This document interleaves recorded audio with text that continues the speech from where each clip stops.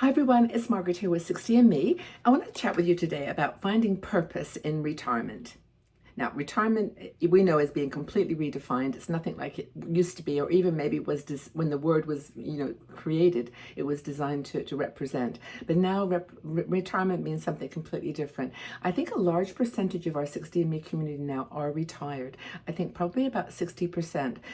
We started when it's 10 years ago, so people have now started at 60 and they're now in their 70s and 80s, and have decided that it's not so much retirement, like you're not working anymore, you're not doing anything, you're not contributing to the world, but maybe not in that sort of structured environment that you were young when you were younger. And I left the corporate world about 12 years ago, started 60 and Me. So now I've, my purpose is 60 and Me. That's, working in this community, helping people to adapt and understand the aging process like I've been doing all these years.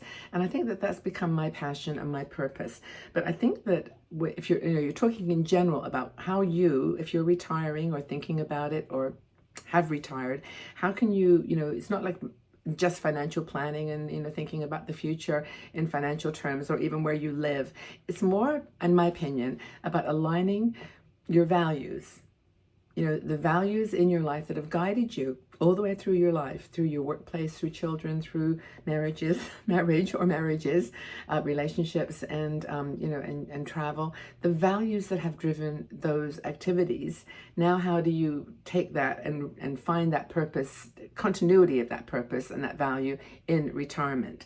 So reflect on the moments in your life when you felt most like in yourself, like when you really felt like you were being true to who you were and when you felt most fulfilled. What were the common values that behind those experiences? So if you can create a list of like 5 core values that made you feel at that point in time the most not competent, but able to do the things you wanted to do, adding the most value, creating the most purpose.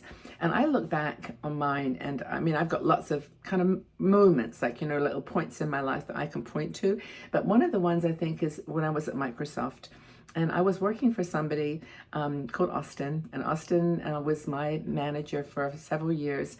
And we did so many cool things for the sales community that I feel really changed a lot of lives. So my values of like wanting to build community, I mean, look at me now, I'm doing 60 and Me. It's because I have such a passion for that idea that people are stronger together, that if we have some shared values, we can actually, achieve a lot. So that was community. Building community was one of the big things that I felt was validated in that work that I did at Microsoft.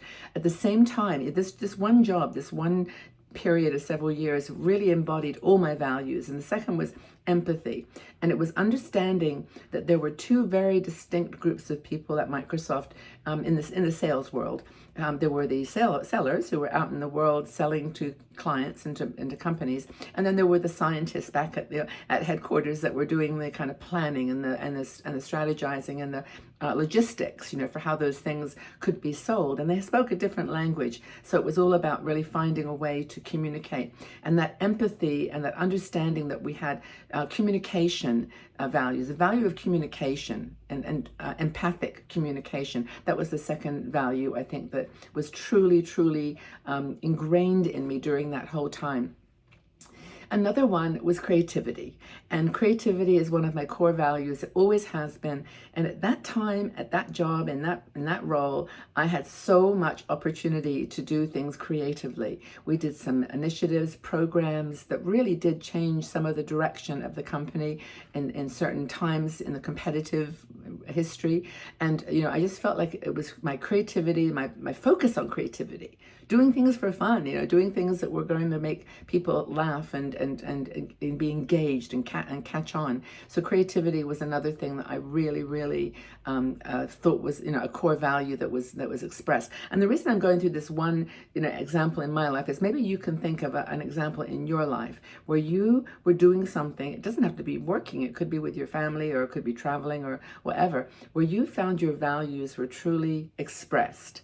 And I think if you can continue to do that in retirement, that's the secret. That's why I spent a couple of minutes there on my own job, my own situation, because I think it was like not just the what gave my values value, or gave my values a channel, but it also was the fun. It was the creativity of it, and it was actually the enjoyment of the values, that the way they were manifest. So I think that's the next thing that to think about in retirement, is do something that really gives you energy, that makes you feel good. Don't be doing things in retirement that you just don't want to do, that just don't resonate with your values or your desire for, well, your lifestyle, whatever that might be. Happiness, things that make you happy, things that that really bring joy to your life. Another thing is how to transition from a work focus mindset, which is where when you're having the reviews and you're doing all the getting raises and you're getting promotions, to a place where you're not measured in that way. That's the third thing, where you're being measured in retirement by your own happiness and your own joy, and not work-centered habits, but joyful accomplishment habits, like when you're doing stuff just because it's beautiful and fun. And it doesn't have to necessarily, if you've been careful with your money, have a monetary measurement. What you're doing in retirement hopefully can be what you want to do and what makes you happiest. Another thing I think, indirectly it applied to the workplace where I was, but it was giving back. Because a lot of what Microsoft did was very much focused, I thought, and I still do believe this. I love the company. I love the company. I know so many of my friends are still there, but it was all about doing things to empower people. I mean, Bill Gates is information at your fingertips, and that whole thing about, your passion, your potential. I can remember some of the taglines. Where do you want to go today? That was, the taglines in the marketing group, because it was all about taking, what you love and making it, fun for people and making it enjoyable. And I thought that was another value that I think you can bring into retirement, that whatever you're doing, make sure it's, if that's a value of yours, make sure that it's helping other people, enjoy their lives too, that you're sharing. Maybe it's the sharing word, that's the thing.